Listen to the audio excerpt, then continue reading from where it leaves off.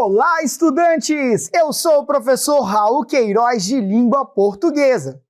Pupilos, hoje é dia de Sexto Tempo. Essa é uma ação da Secretaria de Educação de Manaus em parceria com a Super Ensino e o Centro de Mídias Educacionais. E hoje vamos nos aprofundar em um assunto muito importante para o nosso entendimento de diversos textos. Vamos aprender sobre produção do gênero textual conto e os diversos recursos linguísticos que podem ser utilizados nessas produções. Bora lá? Nossa, que interessante! Eu não acredito que ele vai fazer isso. Ai, pupilos! Como é incrível entrar no mundo dos livros e nos depararmos com tantas histórias fantásticas! E olha que nem imaginamos a quantidade de detalhes presentes nessas obras maravilhosas, não é verdade? É por isso que hoje vamos aprender a identificar esses elementos e os efeitos que eles causam nos textos. No meio de tantos livros aqui, temos diversos gêneros textuais: poemas, romances, novelas, crônicas. Mas o nosso foco principal será o conto. Mas afinal, pupilos, o que é um conto? Bom, primeiro, vamos lá. O conto é um tipo de narrativa curta que apresenta uma série de elementos relacionados ao conteúdo, à estrutura e à linguagem. Geralmente, os contos giram em torno de um único acontecimento principal, trazendo surpresas e emoções para o leitor. Os contos podem ser engraçados, misteriosos, fantásticos ou até assustadores, dependendo da intenção do autor. Nos contos, podemos encontrar diálogos entre os personagens e descrições que ajudam a criar o ambiente da história. O principal objetivo desse gênero textual é envolver o leitor, levando-o a imaginar as cenas e a se interessar pelo desfecho. Pupilos, é incrível que um pouco de imaginação e criatividade possam gerar histórias fantásticas com elementos muito simples. Esses feijões mágicos, por exemplo, são elementos que ajudaram o escritor Joseph Jacobs a criar uma narrativa incrível sobre um mundo desconhecido. Vamos conhecer esse mundo juntos? Leiam comigo. João e o pé de feijão. O menino João vivia no campo com sua mãe. Um dia, a mãe então pediu para João: "Por favor, meu filho, saia e venda a vaquinha." Ela era o único bem que possuíam e assim poderiam comprar algo para comer. No caminho, porém, um homem propôs que João trocasse a vaca por feijões mágicos, algo que lhe interessou bastante e acabou aceitando. Quando João chegou em casa, com os 7 grãos de feijão, a mãe, muito chateada, jogou os feijões fora. Então, na manhã seguinte, ficaram surpresos com o imenso pé de feijão que havia nascido no quintal. João, corajoso, exclamou: "Vou subir e ver o que tem lá."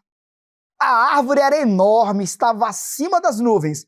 Quando chegou no topo, avistou um castelo onde moravam gigantes. A mulher gigante pegou o menino e, para protegê-lo do gigante mau, colocou-o dentro do açucareiro. O gigante faminto percebeu um cheiro diferente no castelo e perguntou: "Quem está aí? Eu sinto o seu cheiro." Apesar da procura, não conseguiu achar João. Então, quando o gigante estava dormindo, João saiu do esconderijo e decidiu levar com ele a harpa encantada e a galinha que botava ovos de ouro, que eram prisioneiros do gigante. Mas o gigante despertou e perseguiu o menino, que era muito veloz. Assim que João desceu da árvore, a mãe cuidou de cortar o pé de feijão, salvando a vida de João. E aí, pupilos, conseguiram imaginar como esse pé de feijão ficou enorme, maior do que um prédio? Esse é o poder da boa leitura. Vamos ver os elementos que ele apresenta? No início temos a apresentação ou introdução. O autor apresenta o local, um campo em uma zona rural. E os personagens como João e mãe, além de contextualizar a situação inicial da história. Temos também o desenvolvimento da narrativa, iniciado pelo conflito da história, que é a troca da vaca por feijões mágicos. Veja que esse acontecimento é o que impulsiona os outros acontecimentos da história. Por isso chamamos de conflito. Depois, ainda no desenvolvimento, temos o clímax da narrativa, ou seja, o ponto de maior tensão da história, que é quando João é perseguido pelo gigante após pegar a harpa encantada e a galinha dos ovos de ouro. Por fim, temos o desfecho, que marca o final da narrativa e a resolução do problema. No nosso conto, isso ocorre quando João consegue escapar pelo pé de feijão, que é cortado logo em seguida por sua mãe, impedindo que o gigante conseguisse alcançá-lo. Ufa, tivemos um final feliz! Agora que já retomamos esses elementos da narrativa, vamos voltar o nosso foco para os aspectos da linguagem dela. Vem comigo! Pupilos, um dos recursos linguísticos explorados aqui são os chamados verbos de enunciação. Mas o que é isso, professor? Lembre-se que os verbos são palavras que indicam ações realizadas por um sujeito. Nos textos narrativos, os verbos de enunciação são aqueles usados para indicar que alguém está falando alguma coisa. Esses verbos ajudam a mostrar quem está falando, o locutor, e com quem está falando, o interlocutor. Na história do João, podemos identificar 3 verbos de enunciação: pediu, exclamou e perguntou. Vamos ver o que cada um representa? Vamos lá, o verbo pediu está se referindo à mãe, indicando o seu pedido a João para vender a vaquinha da família. No caso do verbo exclamou, vemos que ele está relacionado a João, mostrando que ele estava entusiasmado e ansioso para subir naquele pé de feijão para ver até onde ele iria. E por fim temos o verbo perguntou, relacionado ao gigante que pergunta se alguém estava ali. Pupilos, percebam que todos esses verbos estão associados com a fala de alguém da narrativa, servindo como um guia para descobrirmos quem está falando e qual a intenção do locutor com aquela fala. Legal, não é mesmo? Outro elemento linguístico importante é o adjetivo. Ele ajuda a caracterizar os personagens, os objetos e os cenários, tornando a leitura mais dinâmica e detalhada. No conto que lemos, encontramos alguns exemplos que valem a pena serem explorados. O termo mágicos, deixando claro que os feijões não são comuns, o que ajuda a criar um clima de fantasia na história. O adjetivo chateada demonstra como a mãe se sentiu e seu descontentamento pela atitude do filho em trocar a vaca por feijões. E faminto, que ajuda a criar tensão e perigo na história, pois mostra que o gigante procura algo para devorar. Esses e outros adjetivos no texto nos ajudam a dar mais sentido ao que está sendo apresentado na narrativa, permitindo que o leitor visualize melhor os elementos da história. Pupilos, espero que vocês tenham entendido como funciona um conto e como funcionam seus principais elementos. Nesta aula, deixei para vocês umas pistas de como planejar um bom conto e alguns recursos linguísticos que você pode utilizar. Agora, vamos a uma questão modelo? Leia o texto a seguir e responda a questão. Os potes. Todos os dias, uma senhora chamada Dona Lúcia recebia a ajuda de Rafael e Gabriel. Carregavam água da fonte até sua casa. Cada um usava um pote amarrado em um pedaço de madeira e apoiado nos ombros. O pote de Rafael era perfeito e sempre chegava cheio. O de Gabriel, porém, tinha uma rachadura e por isso chegava apenas pela metade. Gabriel se sentia triste por nunca conseguir fazer o mesmo que o outro. Um dia disse à senhora: "Me desculpe por não ser tão bom quanto Rafael. Sempre deixo a água cair." Dona Lúcia sorriu e respondeu com carinho: "Você já reparou nas flores coloridas que crescem só do seu lado do caminho? Eu sempre planto sementes ali, porque sei que você vai molhá-las todos os dias." Ela quis dizer que o pote dele poderia até ter uma rachadura, mas que ela era pequena em frente a uma ação tão especial, tão importante, quanto a ação de Rafael. Gabriel percebeu que até mesmo as falhas, quando bem aproveitadas, podem servir para algo muito bom. Queridos, o adjetivo pequena foi usado com a intenção de: letra A, indicar que o pote era o menor dos dois. Letra B, mostrar que o defeito invalidava a ação de Gabriel. Letra C, reforçar que mesmo algo simples era especial. Letra D, dizer que o pote de Gabriel era mais especial do que o usado por Rafael. Pupilos, vamos retomar o que são os adjetivos. Eles são uma classe de palavras que caracterizam e qualificam nomes. Lembre-se que em textos narrativos, eles também podem influenciar na construção de imagens da história, além de influenciar na construção de sentido e estar relacionado com o tema desenvolvido na trama. Dito isso, vamos analisar as alternativas e ver a que melhor se encaixa como resposta. Começando pela alternativa A, ela indica que o adjetivo pequena está relacionado ao tamanho dos potes. Porém, pequena está se referindo à rachadura e não ao tamanho do pote, algo que não é mencionado ao longo do texto, sendo que vemos apenas o fato de um deles ter um defeito. Por isso, eliminamos essa alternativa. Agora, a alternativa B. Ela indica que o adjetivo invalida a ação de Gabriel, por seu pote estar com a rachadura. Porém, o texto valoriza a contribuição de Gabriel, mostrando que a rachadura não invalida a ação, mas sim a torna especial. Por isso, desconsideramos também. A alternativa D revela que o adjetivo coloca como mais importante o pote de Gabriel em relação ao pote de Rafael, o que não é o caso, já que Dona Lúcia deixa claro que ambos são importantes à sua maneira. Rafael leva o pote de água cheio e Gabriel rega as flores. Por isso, descartamos essa resposta também. Por fim, vejamos a alternativa C. Ela destaca que o adjetivo serve para reforçar que, mesmo com algo simples, a ação era especial. Essa é a verdadeira intenção do autor, já que o adjetivo pequena está relacionado ao tamanho da rachadura, mas também ao sentido do texto, para mostrar que uma falha, se bem aproveitada, pode gerar algo positivo. Sendo assim, a letra C é o nosso gabarito, pupilos! Agora é hora de praticar! Bom exercício para vocês!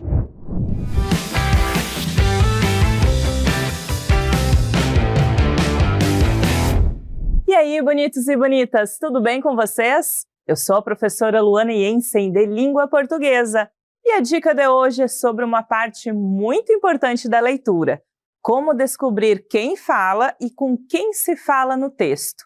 E isso tem tudo a ver com os verbos de enunciação. Vamos ler esse trechinho aqui. Eu já te disse que não gosto disso, falou Pedro, irritado. Perceberam, bonitos? O falar aqui é um verbo de enunciação, que mostra quem está dizendo a frase. Nesse caso, é o Pedro. Esses verbos nos ajudam a entender quem é o locutor, ou seja, quem fala. Então anotem aí, bonitos. Os verbos de enunciação são palavras como disse, falou, respondeu, gritou. Eles aparecem no texto junto das falas e mostram quem está falando. Essa foi nossa dica de hoje, espero que vocês tenham curtido. Nos vemos no próximo Sexto Tempo.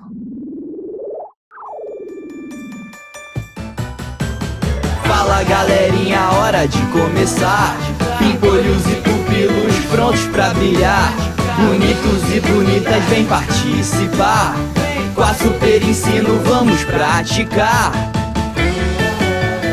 Vamos começar. Vem participar. Vamos praticar. Vamos praticar. Vamos praticar. Leia o texto e responda à questão. Dona Cotinha, Tom e Gato Joca.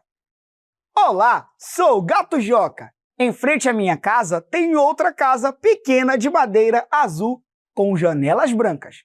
Está no fim de um terreno enorme com muitas árvores. Para mim, aquilo é o que chamam de floresta. Tom, meu dono, diz que é um quintal. Ali mora a Dona Cotinha, uma velhinha que tem cabelos lilás e dirige um fusquinha vermelho. Esse passou a ser meu esconderijo. Dona Cotinha sempre aparece com um prato de comida e diz: vem, gatinho, olha só o que eu trouxe para você. Então, pupilos, assinale a alternativa em que há uso de verbo de enunciação. Letra A. Dirige um fusquinha vermelho.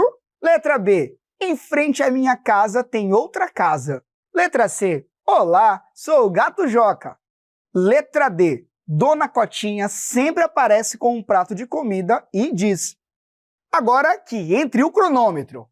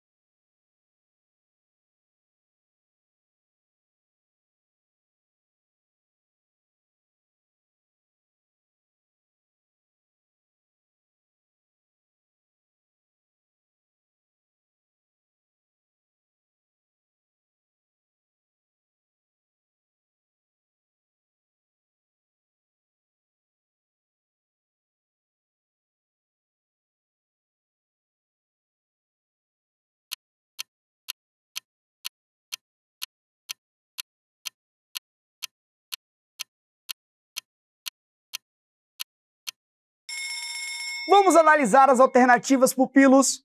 No trecho destacado pela alternativa A, embora haja um verbo dirige, ele não é um verbo de enunciação, mas apenas o indicador de uma ação de Dona Cotinha. Portanto, desconsideraremos a alternativa A. A letra D, ela destaca um trecho que contém o verbo diz. Esse verbo introduz a fala direta de Dona Cotinha no texto, ou seja, está enunciando o que ela irá falar. Portanto, pupilos, a alternativa correta é a letra D de dado. A letra B destaca um trecho com o verbo tem, mas ele não expressa fala ou pensamento, e sim a existência de algo. Então, descartamos a alternativa B também. Vejamos agora a alternativa C. Ela destaca um trecho com o verbo sou. Porém, esse verbo expressa a identidade do gato dentro de uma fala direta dele, e não antes, enunciando algo, o que desconsidera essa resposta também. Leia o texto e responda à questão. Moinho de sonhos. Tá vendo aquele moinho gigante? Apontou Alonso. Meu pai sozinho é que faz ele girar. Seu pai deve ter braços enormes, disse Sancho. Tem, mas nem precisava, respondeu Alonso. Ele move o moinho com um sopro. Agora, meus queridos, o termo gigante é usado no texto para: letra A, descrever o pai de Alonso. Letra B, qualificar o moinho. Letra C, caracterizar o personagem Sancho. Letra D, demonstrar o porte físico de Alonso. Tempo na tela!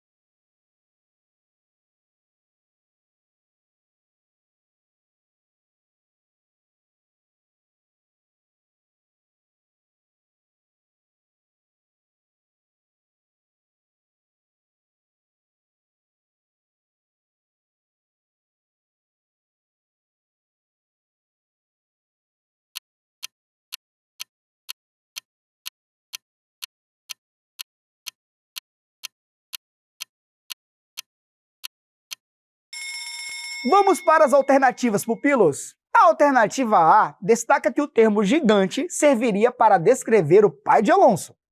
Ele até poderia ser descrito dessa forma por suas ações, mas, no trecho apresentado, o termo qualifica outro nome e não o pai. Assim, descartamos essa opção. A letra B apresenta que o termo gigante qualifica o moinho.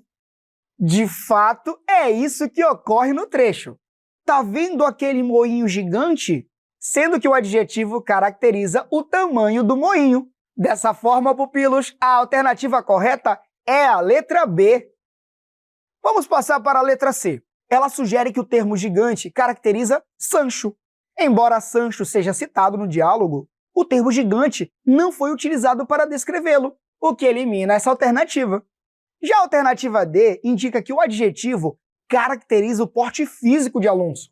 Porém, em nenhum momento do trecho apresentado, o termo se refere a Alonso, sendo que ele usa gigante para caracterizar algo, o que desconsidera essa resposta. Leia o texto e responda a questão. O pote vazio. Chegou a primavera e todas as crianças vestiram suas melhores roupas para irem cumprimentar o imperador. Então correram ao palácio com suas lindas flores, ansiosas por serem escolhidas. Ping estava com vergonha de seu vaso sem flor. Seu amigo apareceu correndo, trazendo uma planta enorme. Ping, você vai mesmo se apresentar ao imperador levando um vaso sem flor? Por que não cultivou uma flor bem grande como a minha? Ping, envergonhado, exclamou ao amigo. Eu já cultivei muitas flores melhores do que a sua. Foi essa semente que não deu nada. O pai de Ping ouviu a conversa e disse: você fez o melhor que pôde, e o possível deve ser apresentado ao imperador. Em qual trecho, queridos, podemos identificar um verbo de enunciação? Letra A. Então correram ao palácio.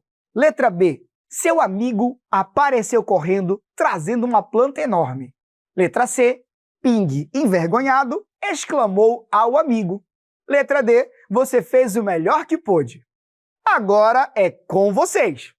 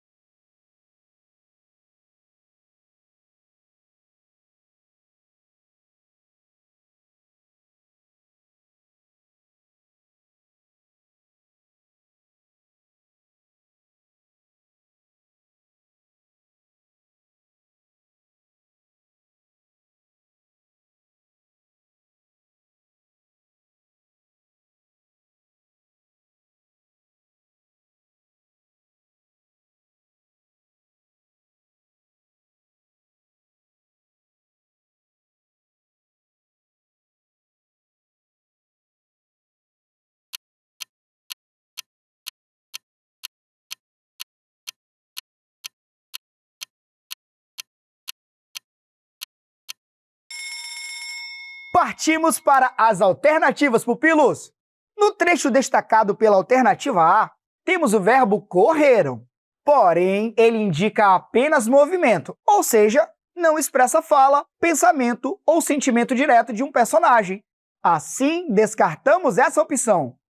Já a letra C apresenta o verbo exclamou, que é o indicativo de fala do personagem Ping, que expressa sua emoção, que é a vergonha. Isso é algo que é característico desse verbo de enunciação. Portanto, pupilos, a alternativa correta é a letra C.